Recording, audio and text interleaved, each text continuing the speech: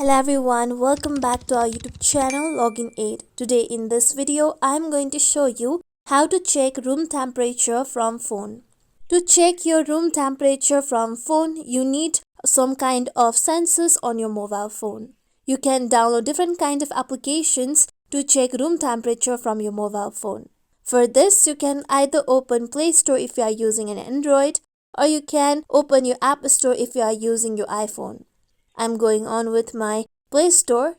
There are different kind of temperature checking applications like Galaxy Sensor or thermometer. I am going on with Galaxy Sensor as it is one of the best application to check your room temperature. So go to your search bar and type in Galaxy Sensors. Then here tap on your Galaxy Sensors application. With this, tap on install. Now it will take few seconds for your applications to be installed. After your application gets installed, tap on open option so that you can open your Galaxy Sensors application. Now once view through all the information, and if you would like to read this again, next time you open the Google Sensors application, then tap on yes.